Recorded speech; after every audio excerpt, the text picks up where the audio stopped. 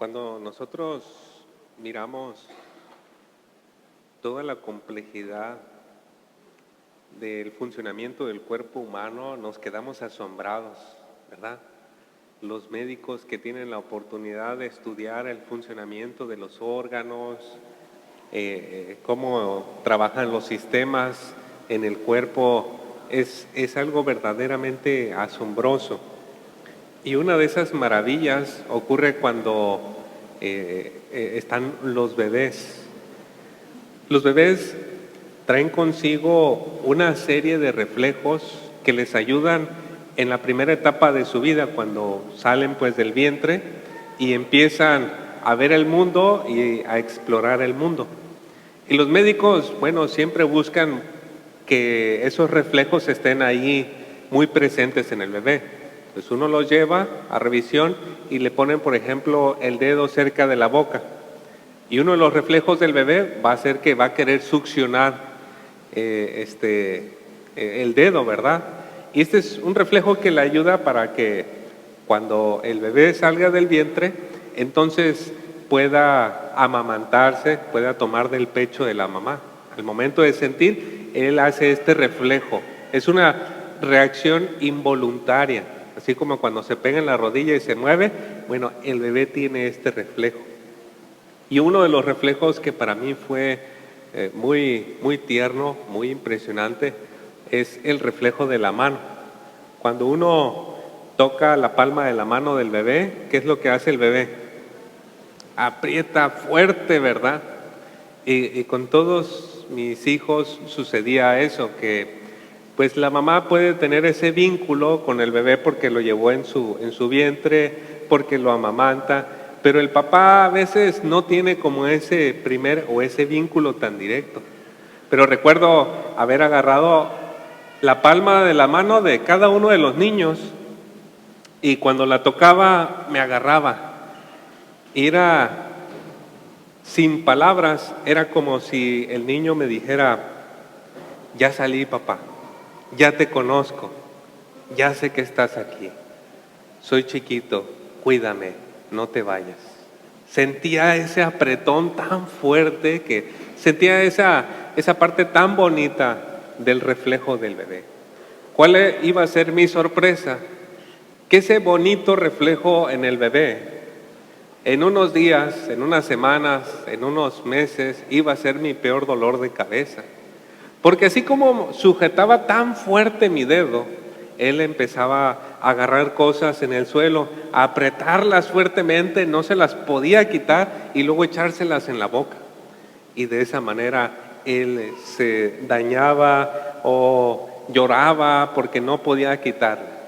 Algo tan bonito, ese reflejo tan bonito que me conectaba, era al mismo tiempo una de las cosas que más me preocupaba. Y uso esto a manera de ejemplo con nosotros en nuestra relación con Dios y con las posesiones. Porque todos venimos de fábrica con ese, vamos a decir, reflejo de querer agarrar algo, sujetar algo fuertemente, o a alguien agarrarlo y sujetarlo fuertemente. Y si no es Dios la mano que estamos agarrando, a Dios, a quien estamos tomando de la mano fuertemente y le decimos: Padre, aquí estoy, quédate conmigo, hay algo más que vamos a agarrar, hay algo más que vamos a sujetar con fuerza y no vamos a querer soltar, y que Dios tal vez tenga que quitarlo en una manera que sea doloroso para nosotros.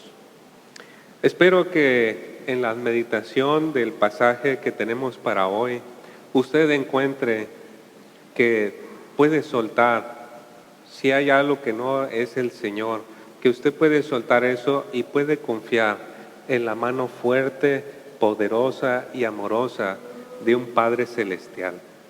Así que si usted tiene su Biblia, por favor acompáñeme a Mateo capítulo 6.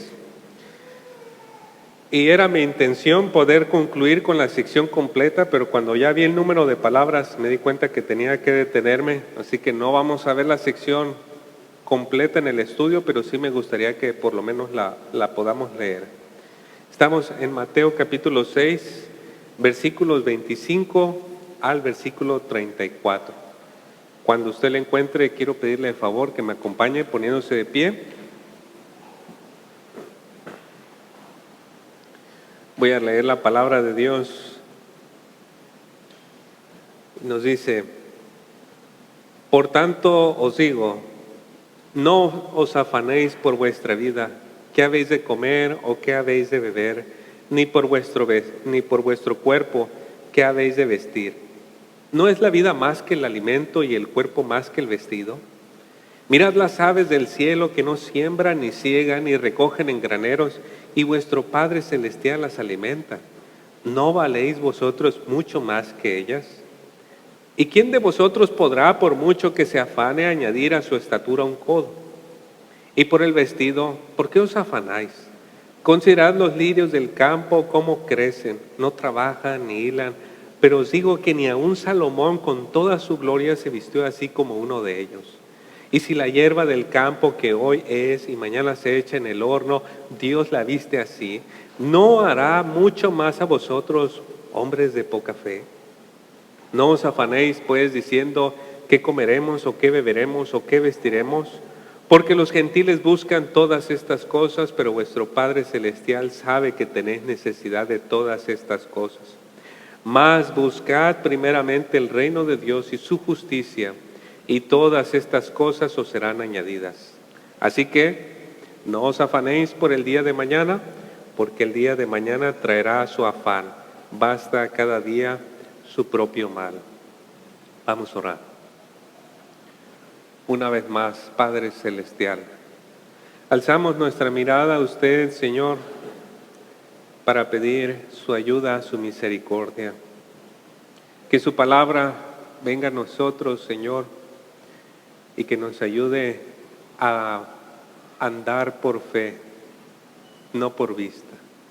Que nos ayude, Señor, para que en nuestro corazón quede bien guardado que usted es capaz de proveer, de sustentar para todas nuestras necesidades, y que en Cristo nos ha dado lo que más en el fondo necesitamos. Gracias, Señor. Por favor, ayúdeme a mí para exponer con fidelidad y claridad estas palabras. En Cristo Jesús. Amén. Pueden tomar su lugar.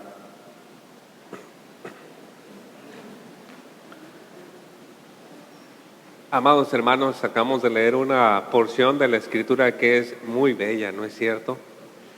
Está llena de color, de naturaleza, de sabiduría y hasta de un poco de amorosa reprensión. Y por eso no es raro que nosotros encontremos cuadros, pinturas, donde aparezcan algunos de estos versículos por ahí, ¿verdad?, con un pajarito o algo, y aparecen estos versículos por ahí con estas imágenes. Ahora, si para nosotros suena agradable en este momento, imagínense cuán agradable fue para los discípulos escuchar estas palabras de Cristo mismo. Por ejemplo, Pedro, se nos narra en el capítulo 4, si no me equivoco, versículos 18 al 20, que nuestro Señor se acercó con Pedro y estaban allí trabajando. Y el Señor les dijo: hey, vengan, síganme. Dejaron inmediatamente las redes y comenzaron a seguir al Señor. Ahora, Pedro estaba casado, hermanos. No sé si usted ya lo sabía, pero Jesús sanó a su suegra, ¿no? Entonces, Pedro estaba casado. ¿Y puede usted imaginar el diálogo de Pedro con su esposa ante la decisión de dejar su oficio para seguir a Cristo? ¿Puede usted imaginar como diciéndole: mi amor, tomé una decisión, mi hermano y yo vamos a dejar de pescar? Y la esposa diciéndole: ¿y ahora a qué te vas a dedicar? Y Pedro respondiéndole: vamos a seguir a Jesús, el maestro joven que se ha vuelto famoso.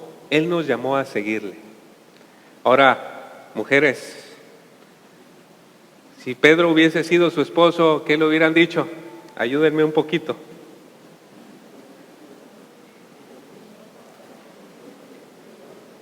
Ajá, ¿y qué vamos a comer? ¿Verdad? ¿Y quién va a vestir al niño? Ya viene el invierno. Hay que pagar.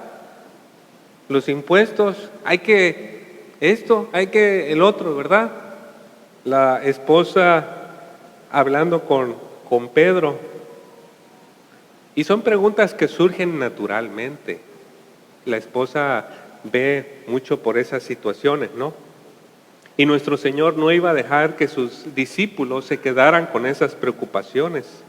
En las palabras del Sermón del Monte, nuestro Señor les iba a dar ese aliento que ellos necesitaban para la tarea que Él había puesto delante de ellos. En el texto podemos observar 3 veces que nuestro Señor les dice a sus discípulos: no os afanéis. Mire usted en el versículo 25, ahí es donde comienza la primera vez. Por tanto os digo, no os afanéis. Luego vaya al versículo 31 y mire cómo comienza: no os afanéis. Y finalmente mire el 34, así que no os afanéis. Ahora, aquí el Señor les está diciendo, no se afanen, pero también les va a explicar las razones por las cuales aquellos que siguen a Jesús no necesitan estar afanados, no necesitan traer angustia, ansiedad, una preocupación. Entonces hay 3 razones, nosotros en este día vamos a ver la primera. No te afanes porque Dios es tu Padre que te ama y cuida de ti. No te afanes, Dios es tu Padre que te ama y cuida de ti. Mire versículo 25. Por tanto, os digo, no os afanéis por vuestra vida, qué habéis de comer o qué habéis de beber, ni por vuestro cuerpo, qué habéis de vestir. ¿No es la vida más que el alimento y el cuerpo más que el vestido? Mire con qué palabras inicia el versículo 25. Por tanto, en la Biblia de las Américas dice, por eso. Así que hay una relación entre lo precedente y lo que nuestro Señor va a enseñar en estos versículos. En el texto precedente, versículos 19 al 24, nuestro Señor dijo palabras para discernir entre 2 tipos de mentalidad, 2 tipos de actitud y 2 tipos de lealtades. Por un lado, está aquella mentalidad terrenal que hace tesoros para las cosas en la tierra. Está aquella actitud de mérito, donde dice, es que yo trabajé, yo me esforcé, yo me gané, yo logré, ¿por qué tengo que ayudar? ¿Por qué tengo que darle mi dinero a alguien que no ha hecho, que está allí? Entonces, es esa mentalidad también en la misma línea. Y finalmente, esa lealtad, la lealtad hacia el dinero, donde uno sacrifica esposa, sacrifica hijos, sacrifica amistades por tener más dinero o por tener un estatus. Tenemos ese grupo aquí. Pero el Señor también habla de este otro grupo, aquellos que tienen esa mentalidad celestial, que hacen las cosas pensando en la eternidad, que tienen una actitud de gracia, porque reconocen que es Dios quien les ha provisto, les ha ayudado, les ha dado las circunstancias para poder hacer riqueza y pueden compartir con otros, y cuya lealtad es hacia Dios, es hacia Él. Los sacrificios que hacen son para Él. Y de esa manera nuestro Señor Jesucristo vino a dividir esto en 2 grupos. Ahora, tratándose de los discípulos, ellos no eran de una mentalidad terrenal, ellos no eran de un mal ojo, ellos no servían al dinero, pero ¿qué habían hecho ellos? Lo habían dejado todo por seguir a Cristo, ¿no? Habían dejado las redes, en el caso de Pedro, de Simón, de Jacobo, de Juan, y cada uno de ellos. Así que vamos a decir, ellos estaban en ese grupo. Pero Pedro, Simón, Juan, Jacobo, todavía tenían que pagar el alimento. Sí, estaban acumulando muchos tesoros, pero aquí en la tierra ellos todavía tenían que pagar el agua, ¿no? Todavía tenían que pagar los impuestos. Y si hubieran vivido en nuestro tiempo, pues olvídese, Electra, Coppel, la tanda, y bueno, cuánta cosa, ¿verdad? Nuestro Señor no ignora esas necesidades, hermanos, pero tampoco aprueba que tales asuntos dominen la mente.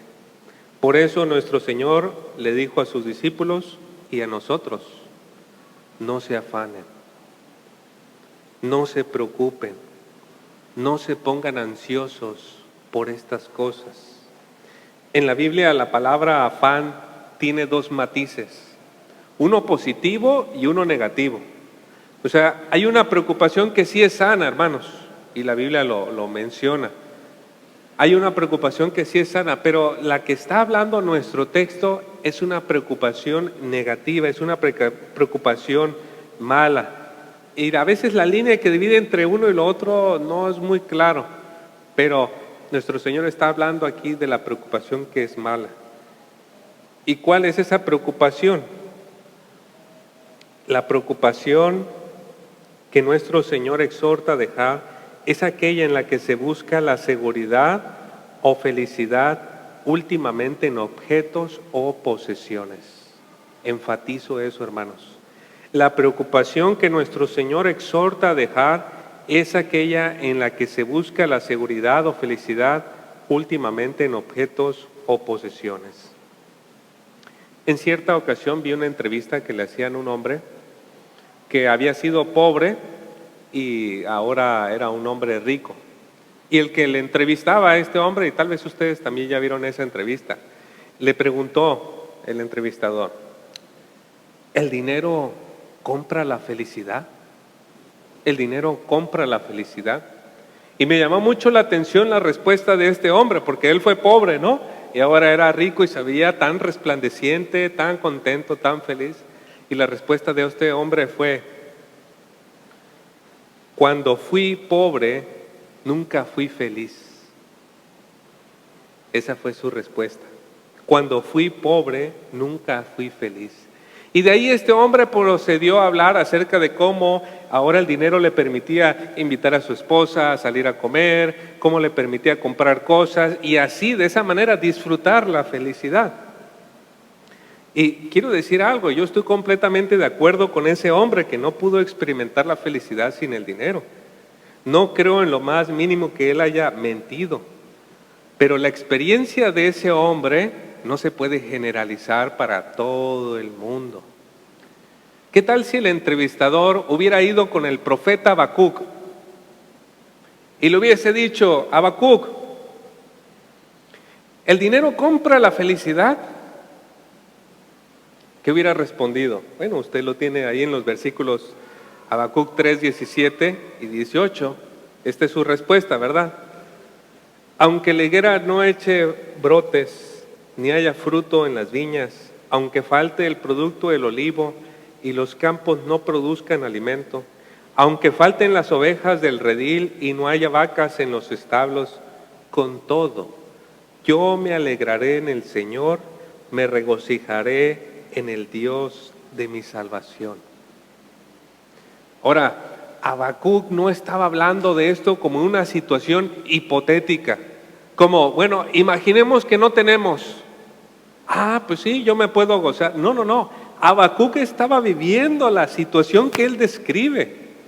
Pobreza. No había comida, no había animales que matar para comer, no había alimento. Y eso había sucedido a causa de los babilonios que habían llegado y habían atacado a Judá, habían dejado muerte por todos lados, habían traído mucha hambruna a todo esta parte que era Judá. Así que Habacuc realmente estaba experimentando esa situación. Si usted lee el libro de Lamentaciones, por ejemplo, en el capítulo 2, versículo 12, en el versículo 20, habla de niños que se morían de hambre en las plazas, en las calles. Habla de mujeres que hasta estaban pensando en comerse a sus propios hijos a causa del hambre tan terrible que había en la tierra. Así que Habacuc no estaba diciendo las cosas en forma hipotética. Y por si lo estaba pensando, Habacuc tampoco fue un hombre sacado de la realidad, ¿no? Un demente, un loco, un psicópata, no. De hecho es que Habacuc, si usted lee el capítulo 1 de su libro de la profecía, va a encontrarse un hombre enojado con Dios, quejándose, diciendo: Dios, pero ¿por qué? ¿Por qué nos haces esto? ¿Por qué usas a hombres más malos para castigar a los que no son tan malos? una reacción natural en cualquiera de nosotros, ¿no? Entonces, Habacuc no es un hombre fuera de la realidad. Más bien, algo sucedió en el ínter entre la queja, el enojo de Habacuc y ese momento de gozo y alegría en Dios. Y lo que pasó con Habacuc es que él pudo experimentar gozo en la carencia, aun cuando comenzó con gran amargura. ¿Cómo lo hizo? Entendió que Dios es justo y también entendió por otro lado que el justo por su fe vivirá. El creyente justo por su fe vivirá. Ahora, volviendo a nuestro texto, nuestro Señor dijo, no se preocupen por la vida. No se preocupen por la vida. Yo le pregunto, ¿qué es la vida? ¿Qué es la vida? Bueno, ¿qué respondería nuestra sociedad? Vida es tener hábitos saludables de alimentación, de ejercicio, que te permitan tener una apariencia que te haga lucir la mejor versión de ti mismo. Vida es conocer diferentes partes del país, del mundo, tener experiencias nuevas, enriquecerte culturalmente. Eso es vida. Vida es deleitar tu gusto con una serie de platillos y de bebidas preparados en una forma tan hermosa y presentable para ti. Pero, ¿es realmente esa la vida? Nuestro Señor Jesucristo hizo una pregunta que deja entrever que la vida consiste en más que eso. Nuestro Señor preguntó al final del versículo 25, ¿no es la vida más que el alimento y el cuerpo más que el vestido? Tenga en mente esas dos cosas. Vida, alimento, cuerpo, vestido. Y si usted las quiere subrayar o tenerlas, pero téngalas muy presentes porque esto es muy importante. Es una pregunta muy importante la que hizo nuestro Señor. Que hay cosas más importantes en la vida que todas las cosas que mencioné antes, es un hecho. No se necesita ser cristiano para saberlo, hermanos. Voy a ponerlo de esta manera. Que usted pueda ir a comer en un restaurante de 3 estrellas Michelin y le digan, aquí vas a tener toda tu comida por un año. La condición es que va a comer usted solo. No va a ver a ninguna persona, pero usted va a estar todo ese tiempo solo. ¿Realmente lo va a disfrutar? Tal vez una comida así, 2, 5. Pero ¿qué va a suceder después? Cuando no tenga allí a su esposa, a su esposo, a sus hijos, a su familia, a sus seres queridos con quienes compartir ese momento. Usted se va a dar cuenta que por mucho que sea el deleite, más importante que eso son las relaciones personales. Más importante que el alimento, que el viaje, que las experiencias es las relaciones personales. Y el cuerpo, por otro lado, muchas personas lo usan como un maniquí. Lo transforman, lo visten, lo lucen, y todo eso, ¿con qué propósito? Atraer la atención de otros sobre ellos mismos. Por eso la foto tan guapos, ¿verdad? Ahí en las redes sociales, exhibiendo partes del cuerpo para ser vistos. Pero el cuerpo es más que eso, hermanos, ¿no es cierto? Por medio del cuerpo podemos conocer a la persona. No sé si a ustedes les ha pasado que ven a un amigo de hace 30 años, de hace, bueno, 20 y tantos, digamos, para no decir, o de hace mucho tiempo, y aun cuando no lo había visto de mucho tiempo, todavía puede reconocer a la persona aunque su rostro ha cambiado. Nuestro cuerpo tiene una serie de complejidades que son sagradas. El color de nuestra piel fue diseñado por Dios, nuestras huellas dactilares, nuestro iris, y tantas otras características que son únicas y nos hacen personas únicas. Somos más que un maniquí, somos personas. Y nuestro Señor dice entonces eso, el cuerpo es más que lo que se puede ver. En general, el mundo se preocupa por cosas muy superficiales de la vida y el cuerpo. Pero Cristo nos enseña que la vida es más que el alimento, es decir, la vida es más que tener experiencias, y el cuerpo es más que el vestido, es decir, el cuerpo es más que la apariencia. Y últimamente, el seguidor de Cristo ha encontrado el significado más profundo de la vida y el cuerpo en su relación con Cristo. Aquello que es la necesidad más profunda del hombre, usted y yo que hemos confiado en Cristo, lo tenemos. Porque ¿qué es la necesidad más profunda? La necesidad más profunda es ser conocidos y amados. Ese es el anhelo más profundo de nosotros, ser conocidos y amados. Para el cristiano, ese anhelo es una realidad. ¿Por qué? Porque el cristiano es conocido completamente por Dios, con todos sus atributos, virtudes y con todos sus defectos y todas sus maldades. Es conocido completamente por Dios y aún así es amado perfectamente por Dios.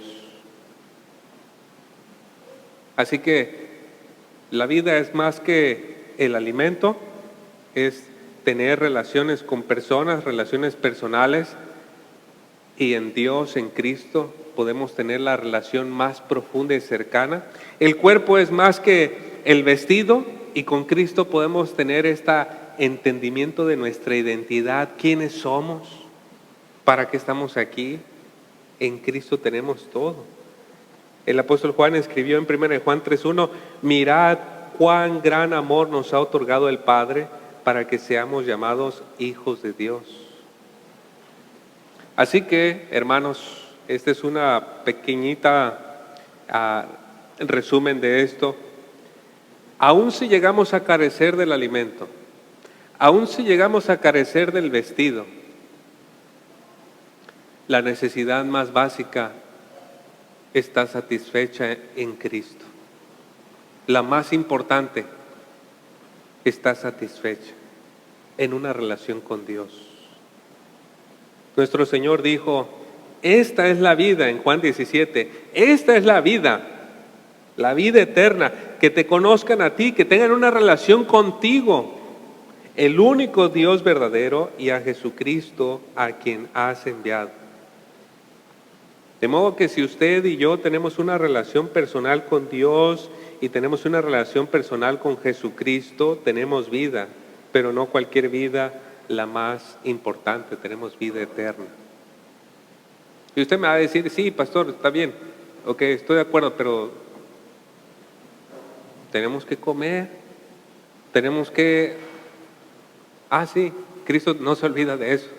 Ese es un asunto menos para Él, o sea, lo otro le costó la vida al Hijo de Dios. Ese no es un asunto menos y Él también tiene interés en proveer para esas necesidades. Por eso dice en el versículo 26 hasta el 30, mirad las aves del cielo, que no siembran, ni ciegan, ni recogen en graneros, y vuestro Padre Celestial las alimenta. ¿No valéis vosotros mucho más que ellas? Mire eso, mucho más. ¿Y quién de vosotros podrá, por mucho que se afane, añadir a su estatura un codo? Y por el vestido, ¿por qué os afanáis? Considerad los lirios del campo, cómo crecen, no trabajan ni hilan, pero os digo que ni aun Salomón con toda su gloria se vistió como uno de ellos. Y si la hierba del campo que hoy es y mañana se echa en el horno, Dios la viste así, ¿no hará mucho más, nuevamente, a vosotros, hombres de poca fe? Los judíos solían emplear un principio en la interpretación de la ley que se llamaba Kal Vachomer. Y este principio de interpretación de la ley básicamente es que en una ley para una situación pequeña aplicaban o veían otra situación más grande y veían si esta ley aplicaba de la misma manera a una situación mayor. Voy a ponerlo en cómo se ve en los evangelios. En los evangelios se nos muestra en muchas ocasiones que al Señor se le dice, o bueno, la ley decía, no puedes trabajar en el día de reposo, el día sábado. Eso decía la ley. Y los judíos se habían inventado una serie de leyes debajo de esa ley que si tú tomabas y calentabas un huevo, ya era trabajo. Que si tú hacías esto, ya era trabajo. Pero si hacías aquello, eso no era trabajo. Que si caminabas tantos pasos, ya habías trabajado. Pero si era al menos, no habías trabajado. Entonces, hicieron leyes dentro de esa ley. Y una de esas leyes era que si tu oveja se caía en un hoyo, tú podías ir y rescatarla y no se te contaba como si hubieses roto la ley. Entonces Jesús, aplicando ese razonamiento, dijo, si ustedes permiten sacar una oveja de un hoyo en el día sábado, ¿cuánto más no es permitido ayudar a una persona que es más importante que una oveja de una situación difícil que esté pasando en el día sábado? Entonces aplicaba esa ley de una situación más sencilla a una situación más compleja. Y aquí nuestro Señor, bueno, y bajo ese razonamiento nuestro Señor sanó a un hombre que tenía la mano seca, se nos narra en los evangelios. Bajo ese razonamiento nuestro Señor manda a sus discípulos a mirar la naturaleza y decirles, observen las aves. Y por cierto, esta semana hice la tarea de observar cómo las aves hacen sus nidos, y hay unos nidos tan preciosos, unas aves que con sus picos tejen sus nidos en una forma fabulosa, cómo lo hacen, ¿no? Y tienen el alimento, y de esa manera también cómo preparan su nido con muchos colores para cortejar. Bueno, una cosa increíble. Y bueno, dice, mira las aves. ¿Cómo hay un perfecto orden en la naturaleza que les permite obtener el alimento, obtener un lugar donde vivir y procrearse? Mira las aves, mira los lirios, mira las plantas, cómo se ven tan hermosas. Y Dios cuida de todo ello. Y el razonamiento es, si Dios cuida de esas cosas que son importantes y valiosas, usted que es mucho más importante y valioso, usted que aun si no es cristiano, la Biblia dice que el hombre y la mujer son la corona de la creación, ¿no cree que Dios va a cuidar en una manera más especial de usted? Si Dios controla todos los detalles, ¿no cree que Él lo pueda hacer con usted?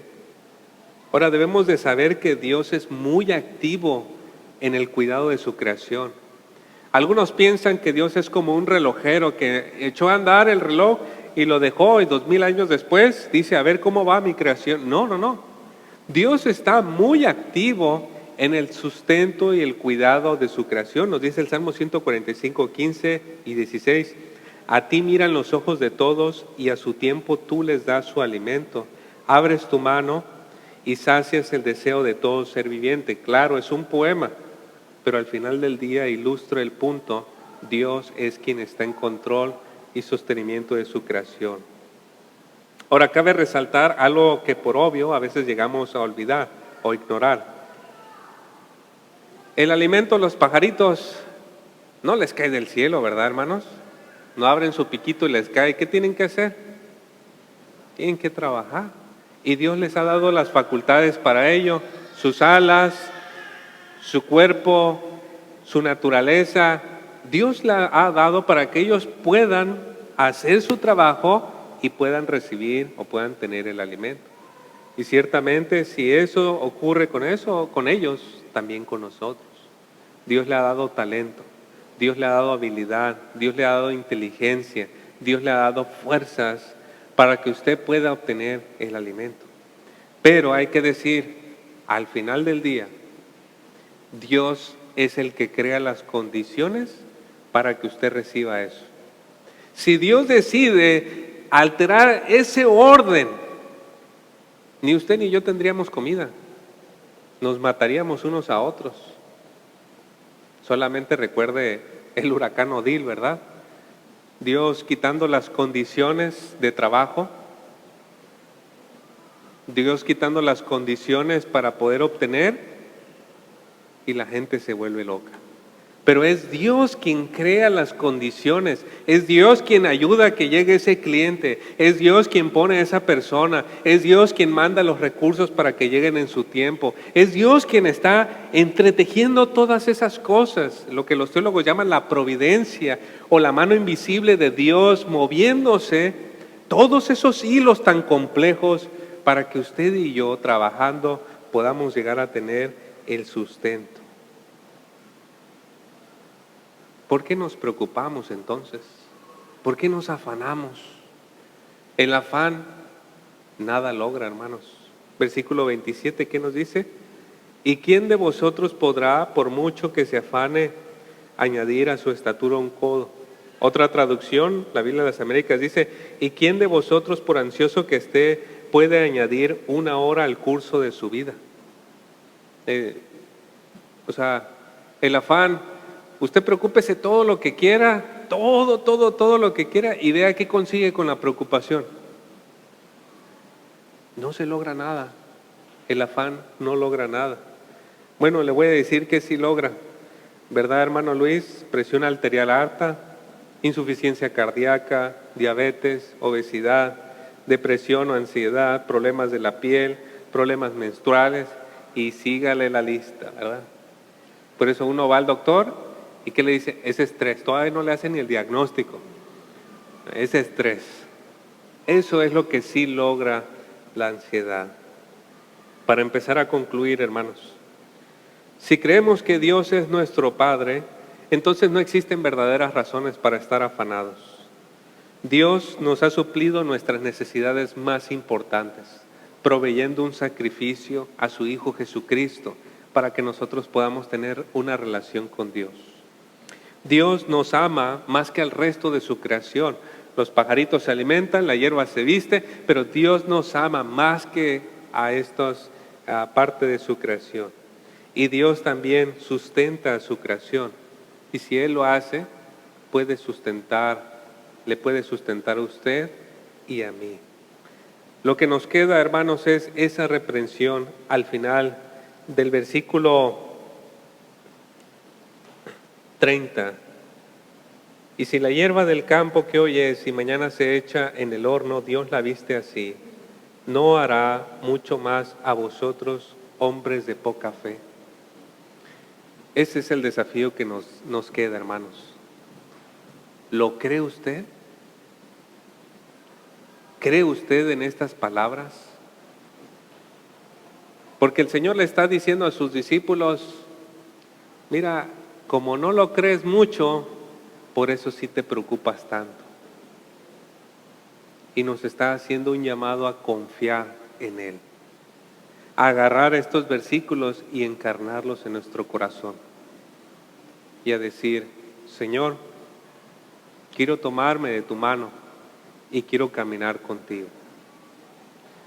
Si el Señor lo permite, las próximas semanas o la próxima semana voy a estar compartiendo esa segunda parte de cómo el hecho de que Dios es nuestro proveedor nos ayuda a confiar en Él para nuestro trabajo para Él. Así que vamos a orar, hermanos. Gracias, nuestro Dios y Padre, por guiarnos a través de este mensaje, de sus palabras, Señor. Nos llega a nosotros tal vez más fuerte o menos, pero esa reprensión, hombres de poca fe. Señor, usted sabe si estamos creyendo y confiando en esto, en que usted tiene cuidado de nosotros, o si estamos creyendo que es por nuestras fuerzas, que es por nuestro mérito, que es por nuestra capacidad, y nos estamos olvidando de que tenemos una relación con Dios y con Jesucristo. Pero Señor, si acaso lo hemos olvidado, por favor recuérdenoslo. Recuerda en nuestro corazón estas verdades y séllelas ahí, Señor. Se lo pedimos en el nombre de Cristo Jesús. Amén. Que el Señor les bendiga.